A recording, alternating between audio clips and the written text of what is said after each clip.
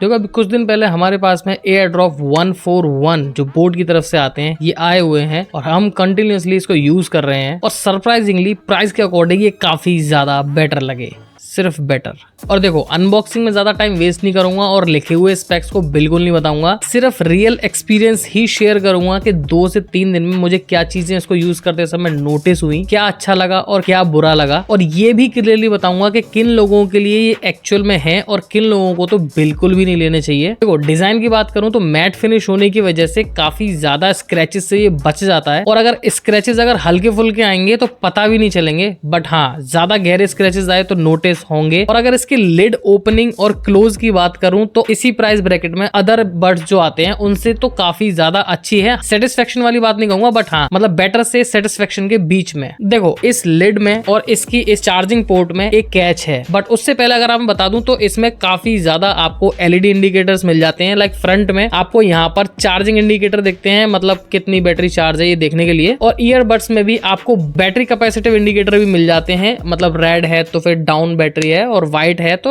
Sufficient battery है। और जो ये लिड कैच है इसके बारे में बताता हूँ, जैसे आप इसको ओपन करते हैं तो ये पेयरिंग मोड में आ जाता है, मतलब ऑटोमेटिकली आपके फोन से कनेक्ट हो जाएगा, और जैसे ही आप लिड को क्लोज करोगे ये ऑटोमेटिकली डीएक्टिवेट हो जाएगा इसका ब्लूटूथ और ये पावर ऑफ भी हो जाएगा। और जो इसके चार्जिंग जैक का जो कैच है वो बताता हूँ कि इसमें आपको एसएफ चार्जिंग मिलती है, मतलब इस बॉक्स में जो आपको 600 mAh की बैटरी मिलती है और जो 30 mAh की जो बर्ड्स में बैटरी मिलती है उनको 15 से 20 मिनट में आप फुल्ली चार्ज कर सकते हैं एसएफ चार्जिंग की मदद से। मतलब ये आपको फास्ट चार्जिंग सपोर्ट करती है, बट इसके बॉक्स में जो एक केबल आती है उसके थ्रू तो ये बिल्कुल ही पॉसिबल नहीं है। हाँ बट अगर आप अच्छी वाली केबल से चार्ज करेंगे, लाइक मेरे पास OnePlus की केबल है और Realme की केबल है, तो उसके थ्रू आप इजीली इसको फास्टली चार्ज कर सकते हो, क्योंकि मैंने इसको सबसे पहले चार्ज पे लगाया था और 15 मिनट में फुल यूज होने के बाद में आराम से चार्ज हो गई थी 15 to 20 मिनट्स में। और अगर इसके बैकअप की बात करूं तो देखो रिटर्न में कुछ भी लिखा हो, अगर ऑनेस्टी के साथ बताऊं तो 4.5 से 5 घंटे का बैकअप आपको इजीली मिल जाता है, but it depends on your volume level. मतलब धूम धड़ाके में सुनोगे तो कम भी हो सकता है, एक डिसेंट वॉल्यूम लेवल पे सुनोगे तो काफी ज्यादा साउंड में भी अच्छा लगेगा और ये बैकअप भी आपको अच्छा देगा। देखो अब बात करते हैं इसके मेन चीज के बारे में, जो कि है इसकी ऑडियो क्वालिटी और mic quality. But audio quality सुनने से पहले आप ये माइक की क्वालिटी पर ध्यान दो। तो ये कुछ ऐसी आवाज है जो डायरेक्टली इन बर्ड्स के माइक से शूट हो रही है। क्वालिटी कह सकता हूँ ठीक ठीक है, और कॉल की क्वालिटी और वीडियो की क्वालिटी की वॉइस ऑलमोस्ट सिमिलर ही है। तो ये थे कुछ माइक के शॉट्स, और ये गूगल असिस्टेंट को भी इजीली डिटेक्ट करता है। अब बात करते हैं इसकी ऑडियो आउटपुट के बारे में, जो कि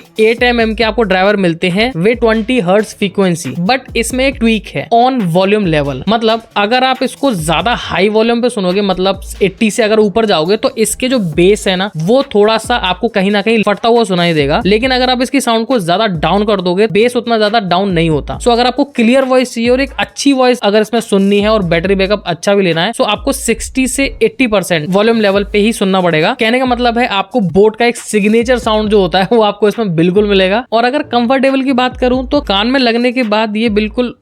मतलब